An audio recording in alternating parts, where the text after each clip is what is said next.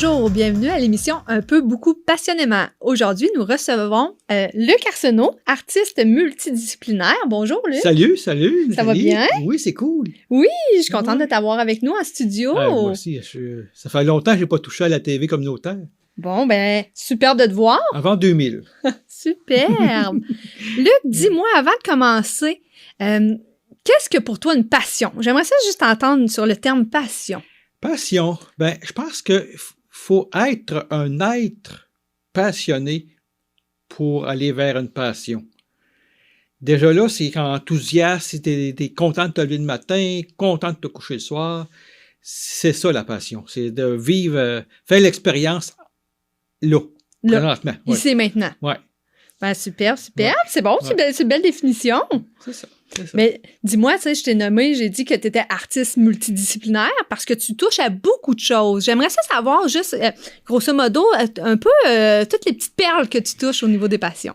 En fait, dans des passions, c'est toujours propre à nous, dans notre personnage. Puis moi, j'ai été éduqué ou j'ai vécu toute mon enfance dans de la musique. OK. Musique classique. Fait que la passion de la musique était là. Mais de là, j'étais pas capable de suivre des partitions de musique parce que je n'avais pas ces qualités-là. Fait que là, j'étais vers des instruments plus intuitifs, comme des bols tibétains, des flûtes amérindiennes. Ça, c'est une partie du son mais ma plus grande passion, c'est le verre. OK. Le travail du verre, que j'allie avec d'autres médiums, mais ça part souvent du verre. OK. Ouais. Est-ce que, quand tu étais jeune, tu as parlé de, justement, bon, la passion de la musique, mais est-ce que aussi tu avais la passion des arts ou est-ce que tu aimais toucher à plusieurs différents médiums? Oui, ben en fait, dans ma jeunesse, dans plus jeune, c'était plus le bois. OK. J'ai travaillé le bois. Puis ensuite, je me suis orienté vers de la photographie. J'ai une formation comme photographe professionnel. Fait que la photo, c'est une autre forme d'art, des images. Puis de là, ça s'est transformé à d'autres choses. Puis ça m'a amené à d'autres volets. Puis ça t'a amené au verre. Oui. Justement au verre. Mais pourquoi le verre? Qu'est-ce que tu aimes dans cette texture-là? Le verre, c'est une question on dirait que c'est un médium, c'est une question de lâcher prise. C'est vraiment... Parce que tu coupes un morceau de vitre avec un couteau, ensuite, il faut que tu le casses. Il y a plusieurs étapes avant d'arriver à quelque chose. Okay. Au moins 400 étapes. Mais chaque étape a son importance. Puis une fois que c'est réalisé, une création en verre, du verre, c'est translucide, ça. Fait que dès qu'il y a une lumière qui rentre dedans, ton œuvre change. Elle va changer. Sur une table de cuisine, le soleil va arriver dans la maison, puis différentes orientations, et puis ton œuvre change tout le temps. Selon le niveau de lumière que ça va capter. Oui. Puis le verre, pour le travailler, en fait, moi, je travaille là aussi de verre fusionné. Il faut le chauffer. Encore là, c'est encore un lâcher-prise parce que il y a différents caractères de verre, différents... parce que quand on chauffe à 1500 degrés, une fois que la température baisse, il faut que toutes les pièces s'accordent ensemble. Il faut l'extension puis on revient au normal. C'est une harmonie qui se crée. Mais c'est toujours ça qui est vraiment... En fait, dans cette passion-là, c'est ça que j'apprends. De lâcher, oui, j'avais une idée dans la tête, mais c'est pas sûr qu'à l'autre bout, ça va donner exactement ça. Ah, c'est de t'ouvrir vraiment à la création qui va naître, puis que tu n'as pas de contrôle là-dessus. Tu n'as plus le contrôle, puis c'est ça, une fois que tu es lancé, tu n'as plus le contrôle. Tandis que le bois, mais ça, on coupe une planche ou on fait une sculpture, on peut toujours travailler avec le petit couteau, mais là, une fois que le verre est taillé, une fois que le verre est soudé, ça ne se change plus. Puis c'est pas du verre soufflé, là. Là, on parle vraiment du verre que tu fais fondre. En fait, moi, je fais deux techniques. Okay. C'est le verre fusionné, ça veut dire que je taille des morceaux, puis que je mets dans un four, et puis ça fond à 1500 degrés, puis ça tout fusionne ensemble. Les couleurs restent, ça se mélange pas, mais ça fait comme toute une structure. Ou le verre Tiffany, comme soudé avec du plomb, qu'on voit, le vitrail, proprement dit. Oui, Puis, qu'est-ce que dans ton processus créatif, donc oui, il y a le côté technique que tu viens de nommer, tu sais, qu'il faut maîtriser la technique, mais justement, vu que tu sais pas qu'est-ce que ça va donner, est-ce que tu peux me parler du processus créatif? Qu'est-ce qui t'habite quand tu es dans la création, pendant que tu le fais, le avant, le pendant, le après? Tu es habité par quoi? C'est moi, c'est des formes qui me montrent dans mon esprit, dans ma tête. Puis, il faut que je fasse quelque chose avec cette forme-là. Puis là, je m'en vais dans l'atelier, je prends un bout de verre, puis j'en prends un autre. En fait, j'explore les morceaux, puis les motifs dans le verre, il y a différentes choses. Puis c'est de là que ça... Peut-être l'idée que j'avais au départ, c'est pas ça pantoute qui va arriver. Un bout de bois qui va rentrer. OK, tu mets plusieurs matériaux à l'intérieur. C'est pas juste du verre. Ouais. C'est comme dans le yoga le yoga des voyelles. Oui. Mais la voyelle, c'est elle qui guérit. Oui. Mais la consonne vient supporter. OK. Donc, le verre est celui qui guérit ou c'est celui qui supporte? C'est lui qui guérit. Okay. Mais tout ce que j'ajoute alentour du verre, c'est ça qui supporte, qui fait la création. La création finale. Un pied, c'est pas comme une tête. Fait que c'est tout différent. C'est tous les puis j'ai commencé à ramasser toutes mes bouteilles de verre. Dans les poubelles, j'ai trouvé beaucoup de bouteilles de verre, de bière, de vin, en tout cas. Puis il y a des créations qui viennent... En fait, je vais continuer mon idée. J'ai broie tout, puis je recrée ça vient comme en gros sel. Okay. Puis là, je fais des structures, puis ça sort comme vraiment le fun, tu sais, des belles textures. Mais ça vient de produits qui iraient soit en récupération, puis on sait des fois que la récupération ne se rend pas à la récupération, elle se fait au centre d'enfouissement. Mais les quelques bouteilles que j'aurais récupérées, qui sont transformées en d'autres choses, une pièce d'art. Qu'est-ce qui m'a monté là-dedans? Parce qu'il y a une phrase en latin qui dit « De veritas in vino ». Tu sais, la vérité dans le fond de la bouteille. La vérité? Est dans le fond de la bouteille. Okay. Ça veut dire en vrai. OK. Fait que toutes les vérités qui ont sorti de ces bouteilles-là, je les transforme en œuvres d'art. Puis il y avait une autre chose aussi que j'avais transformé en œuvre d'art. En fait, c'est ça mon processus de création, c'est de prendre quelque chose comme plus noir ou négatif, puis le ramener à la lumière. Comme un exemple, je vivais dans un immeuble, et puis au-dessus, il y avait un monsieur qui avait un problème psychiatrique. Puis il a tout cassé. Okay. J'ai récupéré les bouts de verre puis j'ai tout mis ça en lamelles, puis j'ai fait une création qui est plus comme soleil, qui vient comme bonifier toute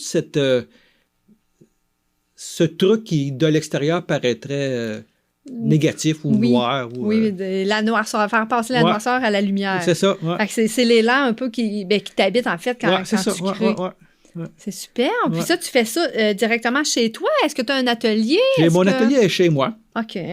Puis, oui, s'il y avait plus de sous, l'atelier serait ailleurs. Puis, il y aurait une plus grande salle d'exposition. Puis, mais là, c'est pas là présentement. Oui, parce que est-ce que tu ne fais que ça? Est-ce que tu as un travail? Est-ce que tu as un emploi où tu es retraité? Puis non, je fais que ça. OK. En fait, retraité, j'ai écrit, il m'a donné un texte là-dessus sur Facebook. Retraité, c'est se traiter autrement. Oh, wow! R-E, oui. le préfixe R-E, oui. traité. Je me traite autrement. Parce que dans la vie, c'est ça. Oui. Dans la vie, c'est ça. Tu es enfance, puis tu prends ta retraite de ton enfance. Ensuite, tu prends la retraite de ton adolescence, et ainsi de suite jusqu'à l'adulte. Puis là, mais là, j'ai pris une retraite de travail public. Voilà. Puis là, tu te traites autrement. C'est ça. Puis là, tu le fais en vivant de tes passions. C'est ça. En prenant le temps de vivre de tes passions, puis t'es plus pressé, en fait, par le temps. Ouais. Est-ce que tu ne fais que travailler le verre ou, bon, t'as parlé un peu que tu avais déjà travaillé le bois, mais est-ce que tu touches autre chose aussi? Là? Je pense que tu m'avais déjà... En fait, j'ai eu comme un défi. Tu sais, quand t'es passionné, puis tu es quelqu'un qui va te toucher. Il y a un de mes amis, il a 32 ans, puis... il me pose la question, qu'est-ce que ça fait être vieux, Luc? Mais je n'ai pas répondu tout de suite. J'ai dit, je ne sais pas quoi répondre. Je ne sais pas. Mais je viens d'y répondre par quand on n'est plus capable de créer. Puis de là, on a créé une corporation, une industrie, pas une industrie, je cherche une entreprise. C'est ça le mot, c'est entreprise. De soudage. Okay. Tous les métaux, différents projets. Puis on fait ça. Donc, c'est tout nouveau, ça? Oui, c'est nouveau. Fait que moi, je suis pas sur le plancher, c'est pas moi qui soude. Je suis le gars qui va trouver les contrats, qui va faire l'administration. Je fais la job de bureau. Je suis rendu à m'asseoir. OK. Puis lui, il va souder. Lui, il va souder. Okay. Donc, il n'y a pas de processus créatif dans l'entreprise? En fait, il s'appelle Simon. Simon et moi, on crée ensemble des trucs en verre. Mais pour élargir notre affaire, puis parce que Simon est soudeur, fait que pourquoi pas utiliser la qualité de Simon, puis moi, ma qualité de vendeur ou que j'ai l'entre-gens. J'ai beaucoup de placotage à faire. Parce que finalement, tu es passionné aussi dans l'être que tu es. Est-ce que tu te définis comme quelqu'un de passionné? C'est ça. Oui, dans ce que tu fais. Donc, qu'importe ce que tu fais, tu vas être capable de le vivre avec passion. C'est ça. Hein, dans ce que tu décides de faire. Puis par cette nouvelle entreprise-là qu'on vient de créer, bien, ça ne m'empêche pas de... Ça me laisse encore tout l'espace pour créer avec le verre. C'est pour ça que... Ouais. Mais est-ce que tu crées avec le verre? Est-ce que tu... Ben, j'ai deux questions qui me chevauchent. Premièrement, c'est depuis quand tu travailles le verre? Et aussi, est-ce que tu le fais pour toi ou tu pourrais façonner des œuvres d'art dans le verre pour des gens, pour des demandes spéciales? Donc, depuis quand et pour qui? Pour quand? Ouais, okay. On va y aller comme ça. Ben, en fait, le verre est rentré dans ma vie. C'est qu'il y a, dans les années 2004-2005, dans ce rond-là, j'avais une ressource intermédiaire où 4 personnes à déficience intellectuelle avec des handicaps associés. Oui. C'est une ressource intermédiaire. Fait que, mais ça me tenait beaucoup à la maison. Ça. Oui. Fait que là, je regardais dans ce que j'aimerais faire. Puis le verre, je trouve ça intéressant. Fait que j'ai été faire une formation en vitrail. Fait que là, cette passion-là, en fait, c'est un loisir qui faisait que je restais chez nous, quand même, sans sortir, mais j'avais quelque chose pour me sortir de la job, qu'on peut dire. Oui, pour t'épanouir. Oui, m'épanouir, oui. T'épanouir dans quelque chose que tu aimes. Ouais. Donc, ça fait quand même pas 20 ans, là, pas tout à fait 20 ans, mais tu sais, quand même... Puis là, ben, ce loisir-là est devenu un travail, mais qui est devenu plein temps. Ça fait partie de ma vie. À tous les jours, je vais toucher un morceau de verre, Puis ça te nourrit toujours autant. Ah oui. Il n'y a pas, des fois, il y a des flammes passionnelles qui peuvent naître, mais qui s'éteignent, parce que, mais toi, c'est quelque chose qui se consomme toujours malgré le temps, là, qui résiste au temps, cette en fait, passion-là. C'est parce que je rentre d'autres matériaux. Fait que les autres matériaux m'appellent aussi. Ça fait autre chose. Comme un couple. Un couple, des fois, on n'est pas de bonne humeur, ou je sais pas, il y a quelque chose qui... Mais on ajoute du sel, ou on ajoute... Du sel, c'est patate pilée. Ouais, quelque chose. Et puis ça... Fait que c'est ça. Fait que le verre est toujours présent pour sa qualité être translucide. Translucide, oui, c'est ça. J'emploie des beaux mots. Translucidité, sa capacité de... Oui. Puis avec d'autres matières, du cuivre. Donc, ça ne devient pas ennuyant parce que justement, je le nourris avec d'autres choses. Tu le nourris avec autre chose. Ouais. Puis, tu le fais pour toi. Et comme, je vais répéter ma question qui est, est-ce que si quelqu'un, mettons, voudrait te voir œuvrer, bon, j'ai plein de questions finalement. Ah ouais, ben, Je m'enfarge dans mes questions. Si, mettons, quelqu'un voudrait voir le processus créatif complet des morceaux de verre que tu ramasses jusqu'à la finalité, est-ce que c'est possible de voir ça? Oui, c'est possible. En fait, chez moi, je l'ai déjà annoncé sur... inviter les gens. Ouais. J'ai invité les gens sur Facebook à venir prendre un thé. OK. Chez toi, avec ta Chez page moi. personnelle, Luc Arsenault. Oui. OK. Ouais. Fait que quelques personnes sont venues. Ah, wow! Soit qu'on a touché à quelques morceaux de verre ou on a fait d'autres choses. Puis en prenant un thé, on a bougé des choses. Puis en même temps, ben, toutes mes créations sont chez moi. Oui. Je ne suis pas dans une boutique. Avant le COVID, j'étais dans les galeries d'art.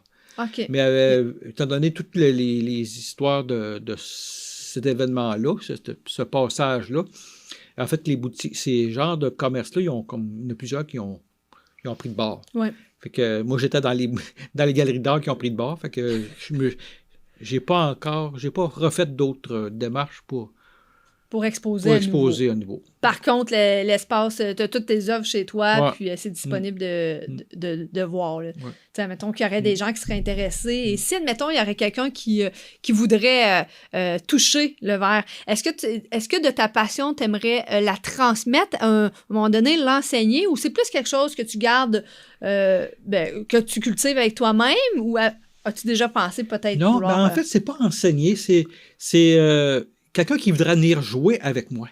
Ouais. C'est l'espace d'une heure, 2 heures, où on peut étaler un projet.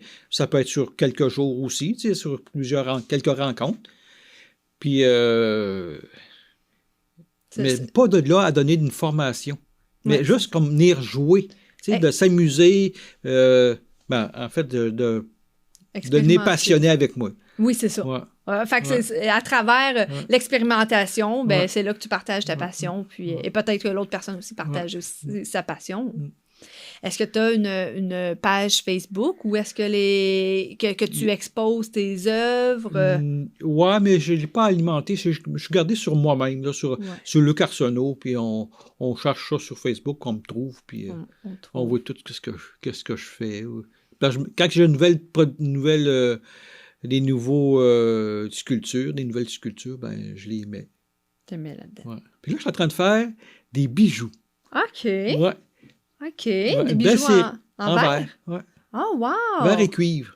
Tu mélanges les deux ensemble. Ouais. Wow! Ouais. Est-ce que c'est dans un but de... Tu sais, des fois, je sais qu'il y a des salons de Noël, des fois, des expositions où est-ce qu'il y en a qui travaillent... Oui, en fait, j'ai des visions sur il y a des villages au Québec, comme je vais prendre l'exemple de Saint-Adrien, dans l'Estrie, qui ont vraiment une belle ouverture au niveau artistique, mais je vais aller exposer là. En fait, c'est pas encore... Saint-Adrien ne le sait pas, mais moi, je le sais. Il va le savoir peut-être s'il écoute l'émission. Oui, c'est ça. Oui, c'est vrai que c'est un village où est-ce qu'ils ont beaucoup cette ouverture-là, tu sais, au niveau de tout ce leur marché le dimanche ou le samedi, qui est vraiment intéressant, devant de l'église, c'est vraiment cool. Puis, j'aurais eu envie de te poser la question si tu as eu des embûches à travers la création de ton art, mais en fait, tu sais, toi, comme je le vois, là, la manière de ce que je comprends, tu n'as pas besoin nécessairement d'argent pour aller te procurer des matériaux de verre. Tout ça, tu vas même te le procurer dans l'environnement. Là. Bien, surtout ça. Surtout ça. Comme une fois par année, je vais aller dans le bas du fleuve, je vais ramasser tout un inventaire de bois flotté. Le bois de. Puis là, je ramène ça. Puis là, de là, il y a il y a bien des créations là, qui... Tu donnes naissance à ce qui est mort. Ouais. Hein? Ben, en fait, c'est un peu ça, l'art. Hein? C'est de créer... c'est la création, donc, on crée. Wow, partir de quelque chose d'inerte, puis d'y rendre une autre vie. Ouais. Ou le rendre vivant, ou le faire parler autrement. Oui, c'est ça. C'est une branche avec des bouts de verre plantés, on va dire le mot drôle, là, mais plantés après. Ouais. Oui. Mais ça change tout. Oui, Ça lui absolument. donne, ça lui donne une vie qu'il y avait autrefois, il y avait le bout de bois, il est mort, puis c'est comme si on le réincarne. Voilà. Tu incarnes ta pensée, ta vision de ce que tu vois à travers ce que tu trouves, à travers ce que tu développes. Eh bien, ça me semble bien intéressant d'aller visiter un jour. Oui. Peut-être que je viendrai faire un petit tour par chez toi pour prendre le thé. J'ai toujours une grosse batch de thé, un bon inventaire de thé.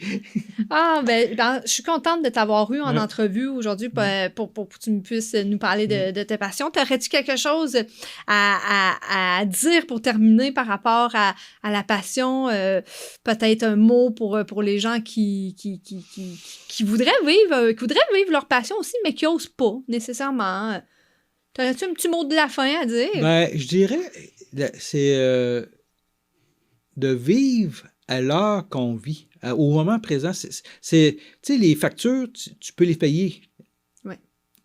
Mais tu n'es pas obligé de... Il y avait un personnage, c'est toujours ça le fun, il y avait un personnage qui se plaignait à son travail, que c'était lourd, il y avait des tâches qu'il n'aimait pas. Fait que son patron, il dit, commence par les tâches que tu n'aimes pas. Après ça, toute la journée, ça va être super. Ben, c'est ça. C'est comme éliminer ce qui tente le moins. Ouais, le grain de sable dans les engrenages, puis lâcher ça. Ben, c'est un bon conseil, ça. Ouais. C'est une bonne astuce. C'est ça. Mais merci beaucoup pour ta présence. Ben, c'est cool. Luc, J'ai vraiment apprécié le passage ici. Merci. Bye bye. Bye.